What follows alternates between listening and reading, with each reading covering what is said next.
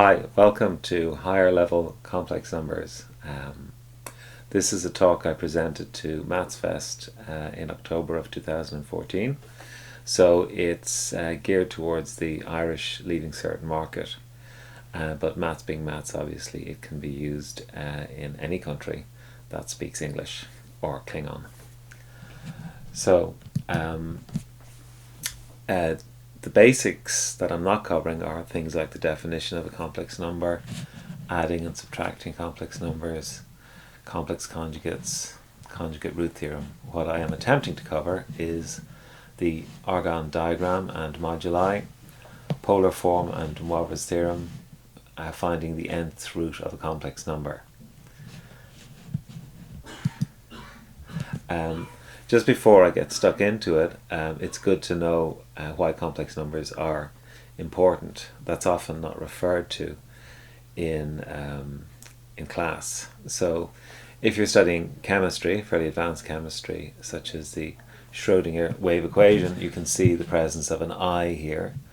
And so a knowledge of complex numbers is essential for understanding higher maths. Also, it's useful for graphing complex, no pun intended, complex things such as the orbitals for electrons. It's used in computer animation, so complex numbers was used throughout Lord of the Rings. Basically, you can set up a three-dimensional space and then rotate it, putting it simply, and as far as I understand, which isn't very deep. Ireland has a close relationship with complex numbers going back to Sir William Rowan Hamilton, and this plaque is written on the Hamilton's Bridge. So he invented quaternions, which is obviously way beyond high school and early college level. I'm using slides from the Irish Text and Tests 6. I have absolutely no commercial interest in the company, but I like their books, especially now that they've become digital, and they are a fine series of books, I have to add. So very quickly, many of you will know what an Argon diagram looks like and the concept of modulus. So it's a way of placing where a complex number is. So 5 plus 2i is here, 5 minus 2i is here. I'm presuming you have this level of knowledge, so I won't be spending too much time on this. It's a good idea to label your axes as being real and imaginary. The modulus of complex number is its distance from the origin. So if we take 3 plus 4i, using Pythagoras, or Pythag as I like to refer to him, we can see that this distance here, being the hypotenuse, is 5 units.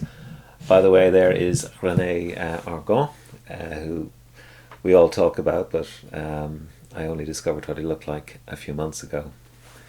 The formula for the modulus, which on Math Street is called mod of z or z, is root of a squared plus b squared, which of course is the radius of a circle, which you may know from coordinate geometry. If the number is negative, minus 4 minus 3i, it'll have the same modulus. Therefore, those two numbers have equal moduli. It's important not to think of the Argon diagram as being the same as the Cartesian x and y axis. And in school we never get to see that you can map it out of the plane thus and come up with beautiful shapes. So the points are on the Argon diagram are mapped vertically, which is just a point that's worth mentioning, although you'll never touch it in school.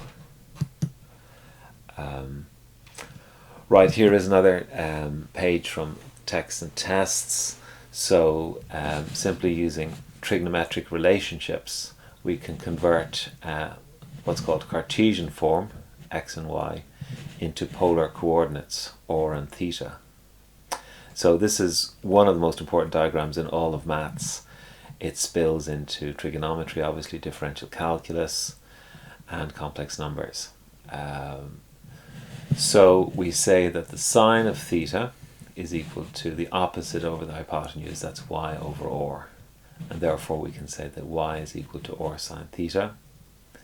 Similarly, cosine theta is x over r, therefore x equals r cosine theta.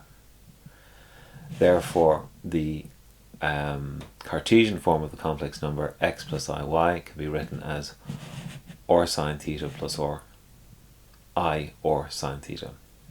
And the r can be factorized out, giving you this expression, and that's polar form. The modulus, once again, is root of x squared plus y squared. If you're given x and y, you can simply work out theta as being the inverse tan, or the arctan of y over x.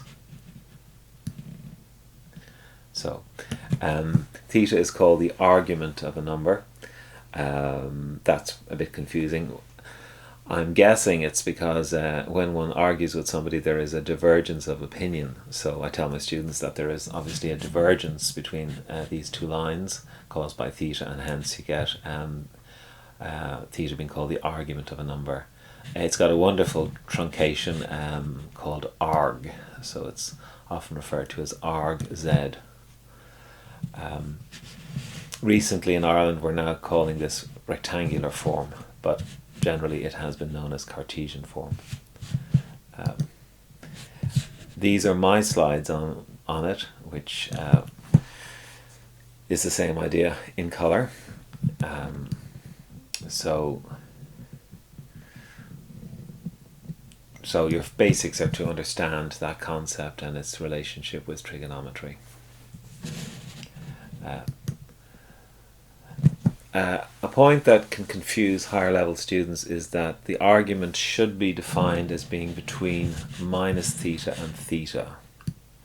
I had to look up Wikipedia to find out a concise explanation for this, and here it is. When a well-defined function is required, then the usual choice, known as the principal value, is the open closed interval minus pi to pi, that is from minus pi to pi radians, excluding minus pi itself. It's to do with when you map complex numbers that they maintain their integrity as functions, that you don't end up with double bookings and all the sort of things that means things become not functions, and the function police get called in, and that's a very distressing thing. However, a lot of the time it's acceptable to use angles between 0 and 2 theta. And here is a diagram of the argument being between minus theta and theta. I think a lot of people gloss over this and say it's not a big deal, but I'm just being fussy on this point. You will have a fulfilled life if you don't pay attention to this. So here's our first example. I've chosen one from Text and Tests, page 120, and I've chosen one that's not in the first quadrant.